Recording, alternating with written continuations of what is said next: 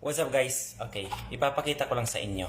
Ano ba ang klase o itsura ng dugo ng mataas ang creatinine o sira ang kidney pag nilagay namin sa aming reagent ang inyong mga dugo.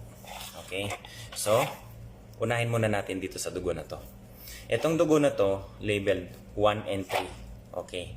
Si number 1, kung mapapansin nyo, actually kadalasan kasi ng mga may kidney failure ay mabababa ang kanilang RBC. Bakit?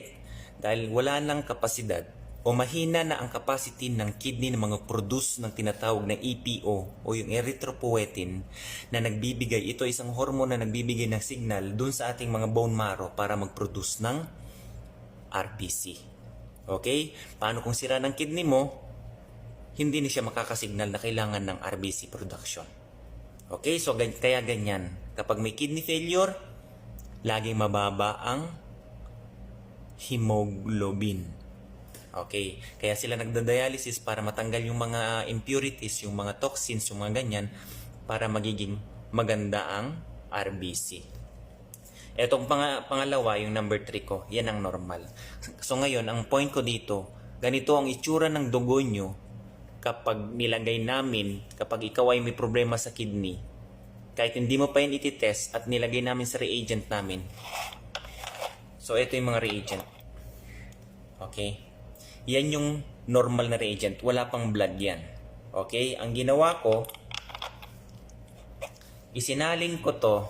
Naglagay ako ng specified amount base by ml ng dugo dito. Tapos, ibabasahin agad sa makina. Ngayon, ang ginawa ko, in-incubate ko lang muna kasi gusto ko ipakita sa inyo kung anong kulay ng may problema sa kidney. So, ayan. Ito si number 3. Okay. Yan si number 3. Normal yan. Okay? Parang kakulay lang ng mga normal na reagent. May konting pagbabago lang kasi nalagyan siya ng kanyang dugo at in-incubate. Konti lang reaction kasi normal naman siya. Okay?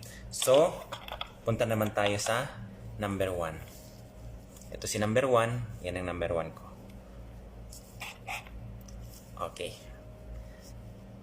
Ipares na lang natin sa normal. Okay? Anong nakikita niyong diferensya? Diba layo, Brad? Iyan, no? Mataas ang creatinine yan. Okay? 5.8 ang creatinine yan, Brad. Mataas na yan. Ito, normal. Ganito